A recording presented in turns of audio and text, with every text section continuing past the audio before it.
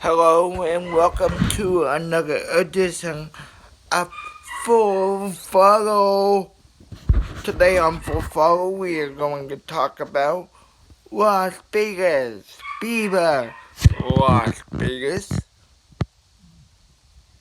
Um, so today, um, focus a lot on, you know, what a good race it was. You mean, I mean, you had, um, the teammates, the two of Keselowski with new crew chief, um, Todd Gordon, um, or, excuse me, uh, Ryan Blaney's old crew chief, um, then, then Todd Gordon, Gammy Bowens is now with the two, um, Todd Gordon is now with the 12, and your winning team, Paul Wolf and Gilligan Lagong. You know, for Walter Pensy to already have a win under the new combination of Lagong and Paul Wolf, that is pretty impressive. Again, kudos to Penske Racing for their good run. Race 2, first mile and a half, which there are 10 mile and a half race cars throughout the season. So that makes up the majority of the schedule. And, and with mile and a half making up the majority of the schedule, going to Gongo, Todd Gordon, they make a statement that they're going to be a force to be working with as championship continues. And also the fact that, teams make cookie and pickle claims all the time, but to my knowledge, it takes teams, when this happens, a lot of time to kind of get to know their personalities as, you know, as a team, because you spend a lot of time with sorry about that. You spend a lot of time with your team, more time than you do with your family. So they become family. Um, so for um, for cookies and drivers and teams to grill, you go through some time where you basically go to know each other. You get to know um, what you want that person, and for Joey Gargano to touch Todd, I mean,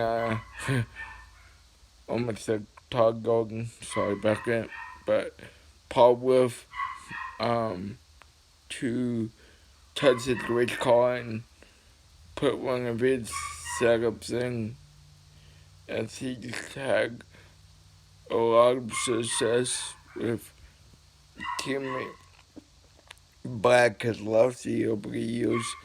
Um, it will be interesting to see how many wins they knock off. Todd Golden gets to be with the Clouds. We'll see how long it takes Ryan Blaney and Todd Golden to get a win. And Jeremy Bowens is now with the two of Keselowski, so I expect those two hit it off pretty fast as well. But really, it would just be wrong of me not to mention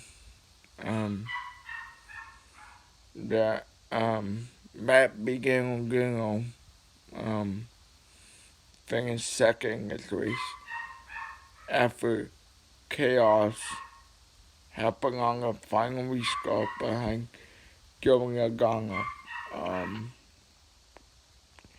And Joey Logano did take the right flag under green, and then the ensuing wreck began.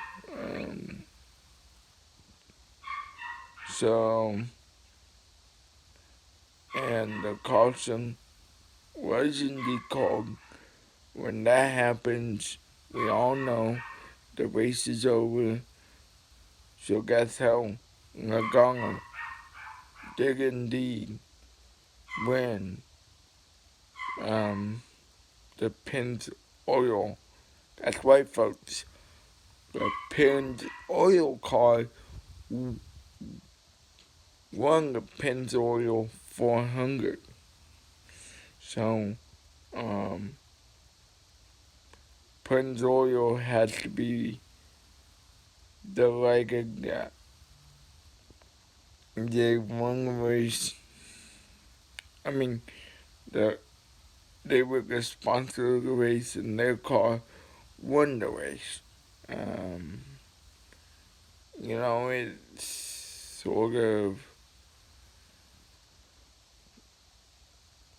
It's sort of bittersweet when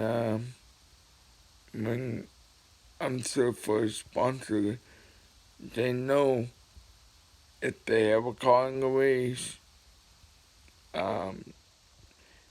that their car is probably not going to win it 95% of the time.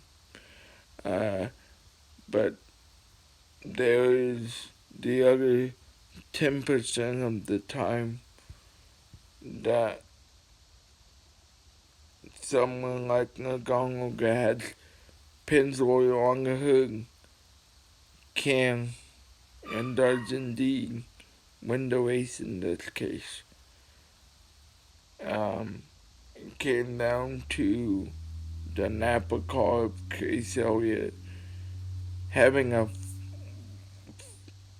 cutting the tire down and hitting the wrong wheel in his race when it did look like the 9 had the fastest car. And me being a Chase Elliott fan, I hate to see that sort of thing, but it happens. There's still plenty of times for guys to get wins, but I think it's worth noting that the guys above the cut line are really interesting. It's Maggie G, got 32, Joy, and a couple others. I can't think of their names. Can't think of the cards right now. Sorry about that. But yeah, guys like Kyle Burris, Cole Custer, just to name a couple big names down below the cut line gets really on 2 races in. Yeah, so it's very surprising, but don't hold your breath. Kyle Busch will win a race fairly quickly. So I think in the conversation of him being 25 points but below the cut line will be short-lived. I predict that he will win in the next 3 weeks or so. So he's either going to win this week at Auto Club, next week at Phoenix, or the following week at Atlanta. And I would be remiss to mention Lost King. You know, guys sometimes don't get the fans that they're deserving, but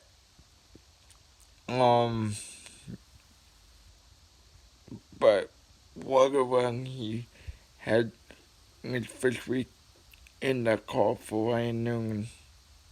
Ryan Newman will be back, but if Ross can perform and keep that car up front as much as possible, I cannot imagine what a win would do.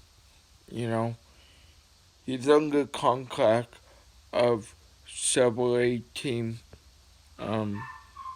Kip Ganassi